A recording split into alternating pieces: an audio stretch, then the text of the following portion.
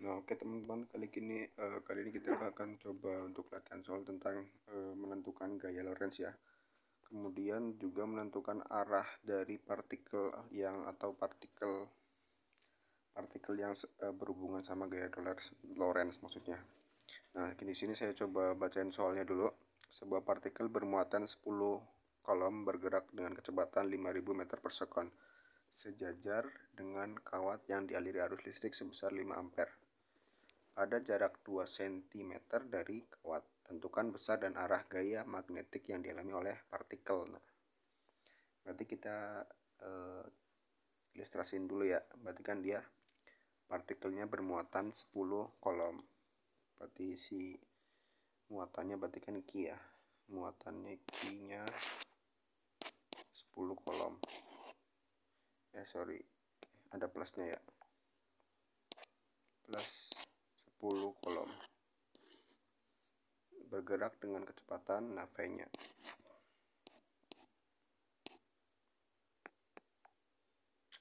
Bentar. 5.000 meter per second. Sorry kalau tulisannya kurang bagus ya. Sejajar dengan kawat yang dialiri arus listrik sebesar 5 ampere. Nah, berarti arusnya 5 ampere ya. Berarti ini arusnya itu I.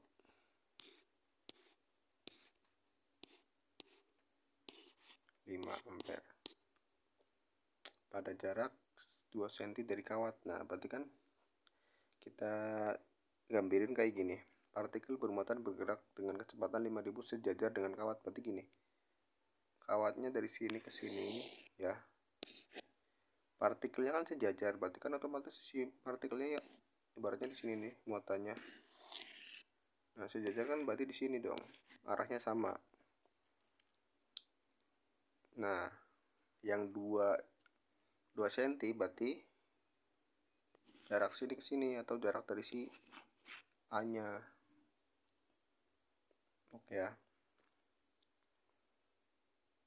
Yang diketahui udah berarti di sini A-nya 2 cm nih. A 2 cm. Nah, yang ditanya adalah besar arah gaya magnetik yang dialami oleh partikel. Nah, berarti kita harus nyari si B-nya dulu nih. Rumus si B.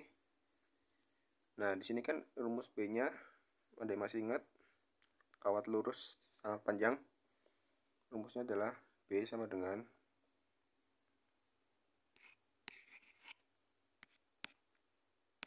mu0 dikali I bagi 2pi A. Oke ya. Karena ini anggapnya kawat lurus sangat panjang, jadi rumusnya pakai 2pi A di bawahnya. Nanti di sini tulis lagi mu0 itu 4pi. Dia tuh tetapan ya. mu0 4pi kali 10 pangkat min 7 nilainya.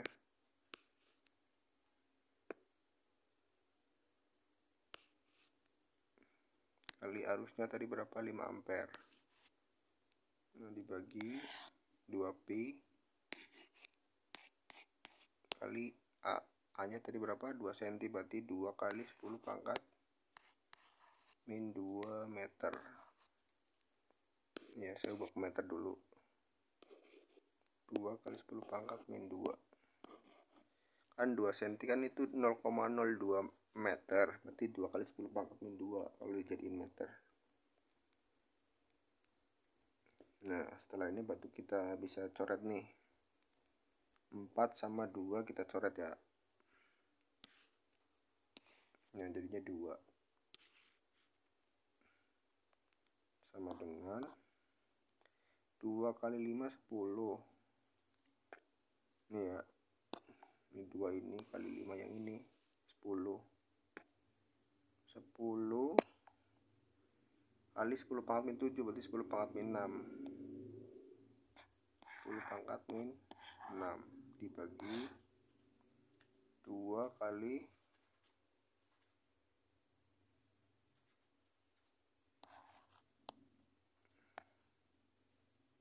sebentar 2 kali 10 pangkat min 2. Oke, lanjutin ke bawah. Berarti setelah itu 10 pangkat min 6 berarti dia biar gampang gimana ya, anggaplah dia itu 10 1 kali 10 pangkat min 6 gitu ya, terus dibagi 2. Nah ini 10 ini naik ke atas ya, nah berarti kan jadinya 10 pangkat 2. Nah berarti setelah itu bisa dilanjutin lagi, 10 pangkat 2 tambah 10 pangkat min 6 berarti 10 pangkat min 4. 10 pangkat min 4, nah kali 1 dibagi 2, berarti itu nilainya adalah 10 dibagi 2, berarti 5 kali 10 pangkat min 5.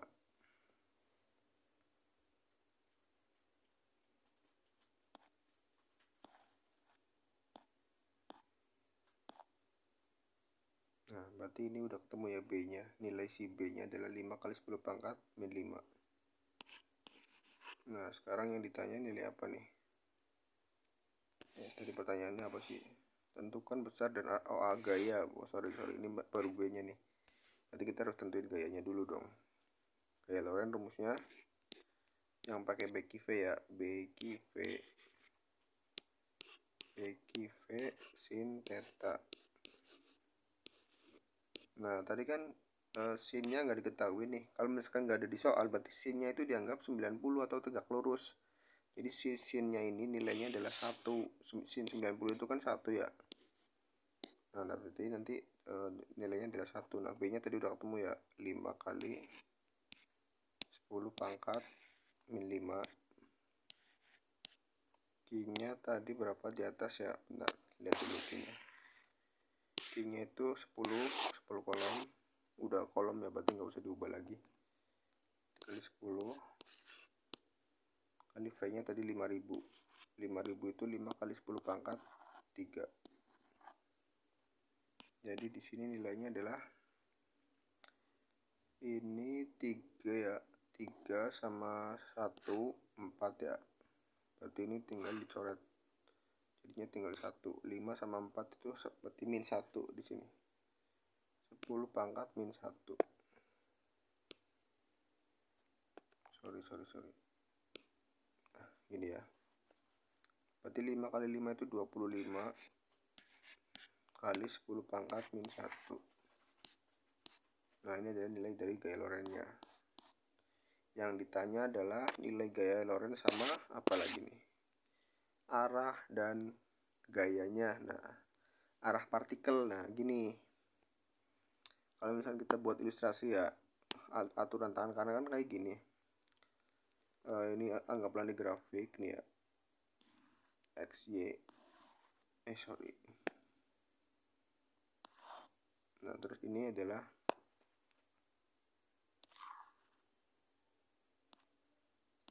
gini, si Q ini kan sebagai di sini.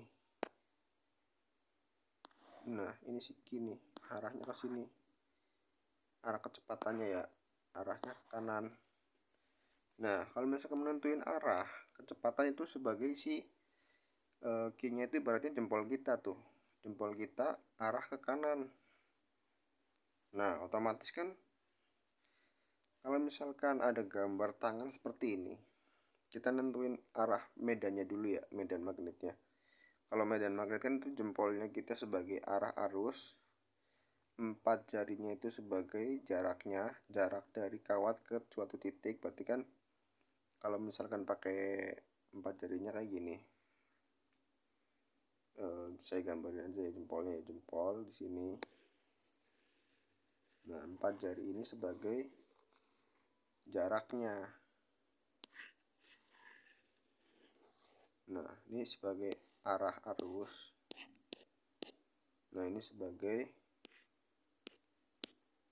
jarak. Jarak itu berarti si 4 jari.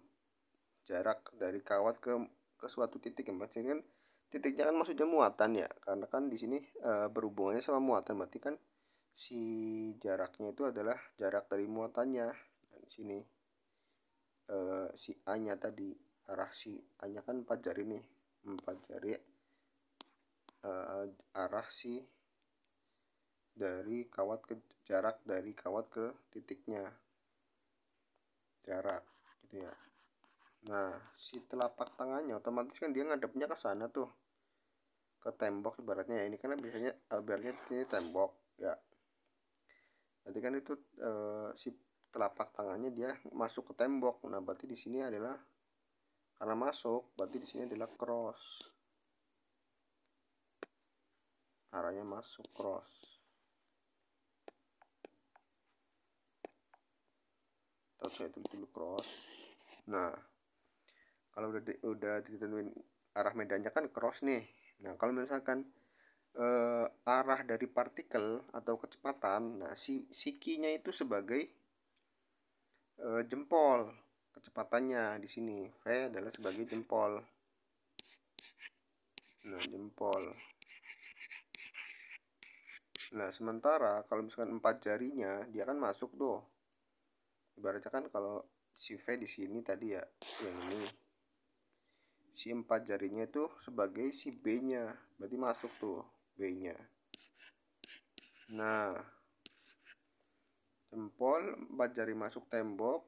Nah, berarti arahnya itu sebagai telapakannya, arah gaya magnetnya, berarti kan arahnya adalah ke atas, si F-nya gitu ya. Berarti Q itu sebagai jempol atau arus sebagai jempol, medan itu sebagai si 4 jari masuk tembok, dan telapak tangan kita itu ngadepnya ke atas, berarti arahnya adalah ke atas. Berarti udah tahu jawabannya ya. Pertama adalah gayanya itu 25 kali 10 pangkat min 1, terus arah partikelnya adalah ke atas. Nah, beda lagi kalau misalkan tadi awalnya dari, nah ini juga berpengaruh nih. Itu berhubung positif, berarti dia kaidah tangan kanannya masih tidak berubah ya.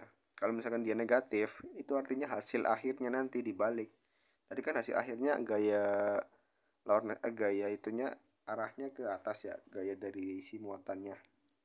Kalau misalkan si muatan ini adalah negatif, nanti tinggal dibalik aja ke bawah kayak gitu ya.